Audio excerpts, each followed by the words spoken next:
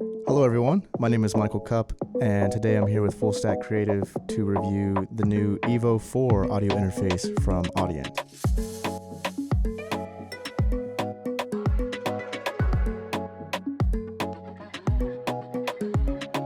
Now, since the EVO is an entirely new product line from Audient, and we've previously discussed the ID line on this channel, I'm going to be comparing some of the features and performance qualities between these two lines. Now, when I use the term product line, it seems to me that Audient has created the EVO as a sort of sub-brand that seems to be specifically geared for podcasters, on-the-go musicians, and video game streamers.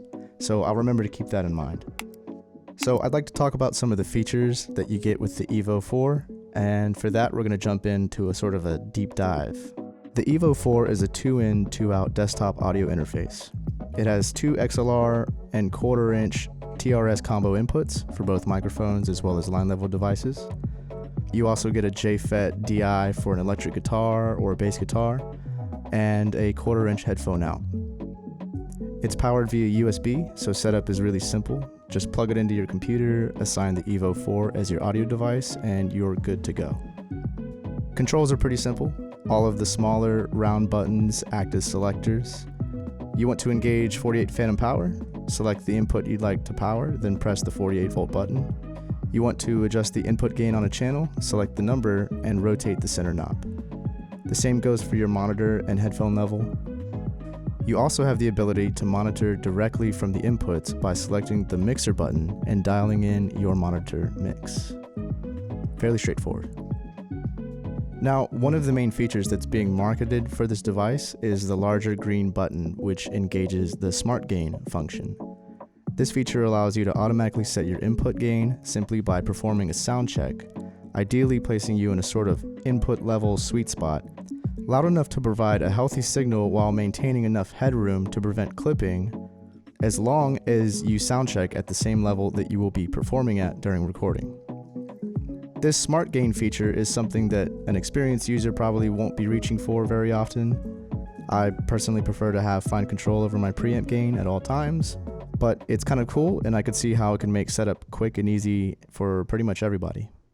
Right, so performance.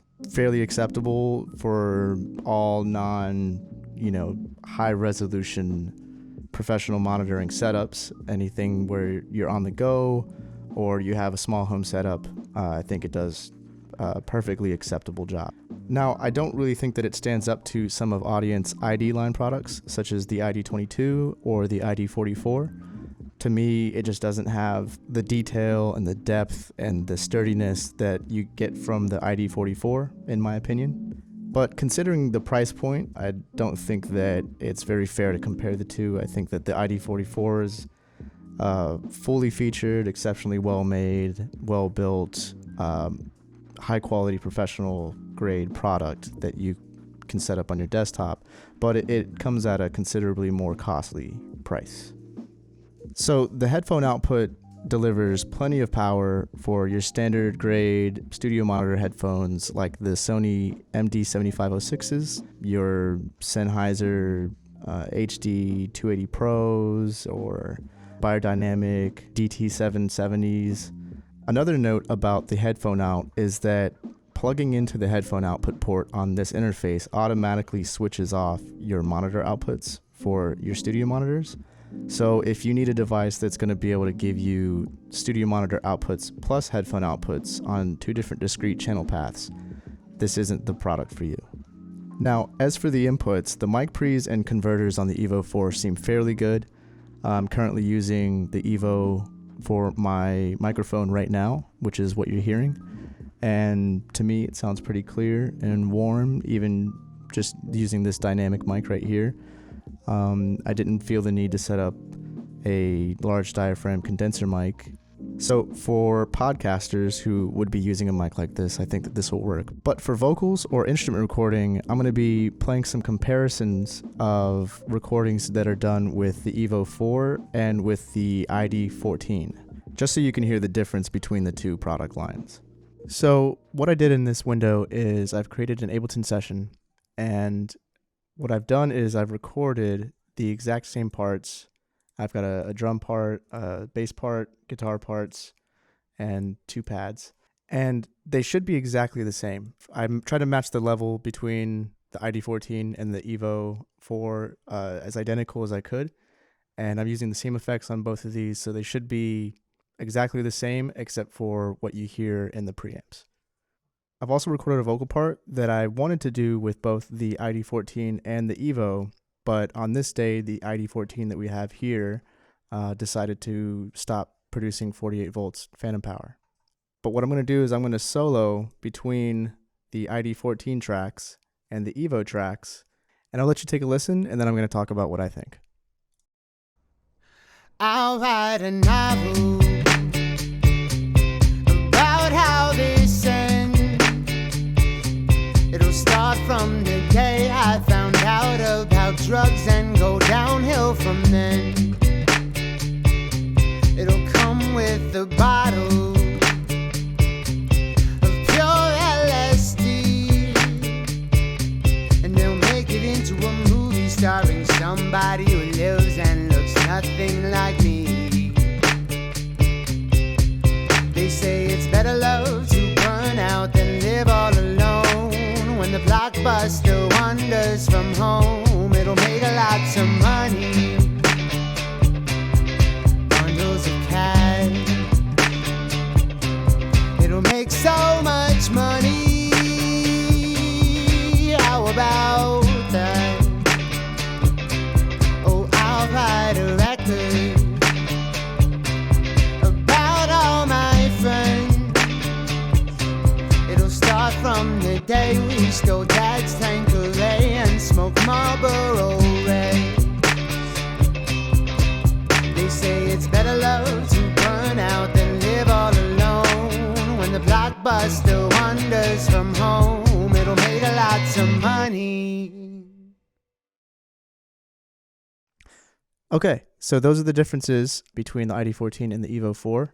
As you can tell, that there's not a really drastic difference, but to my ears, I hear that the EVO is a little bit more, I guess, fuller in the lows, or just a little bit cloudier overall in the mids and the lows, which makes it feel a little bit mid-forward or low-driven.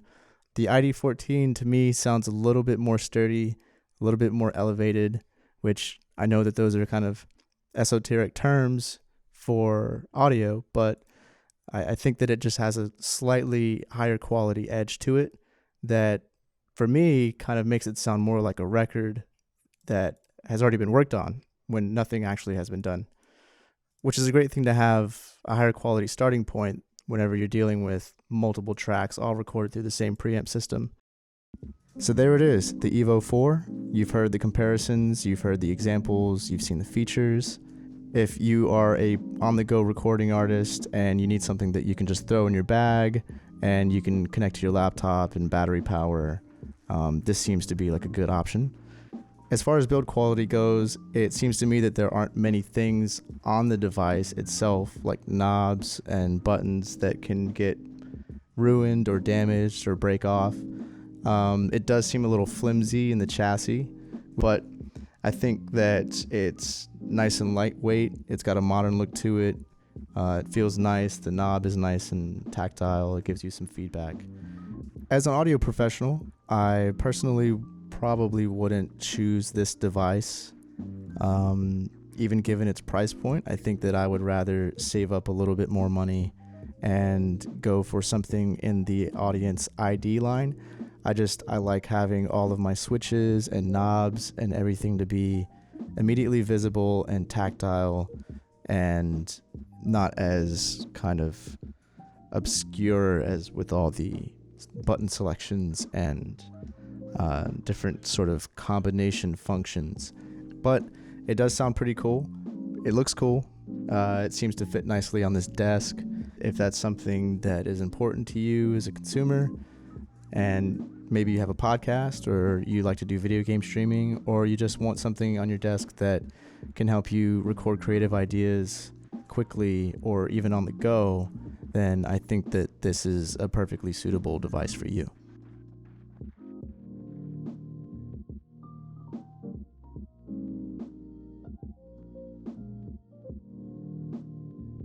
This is Michael Cupp from Full Stack Creative, and you have just now seen the EVO4 by Audient.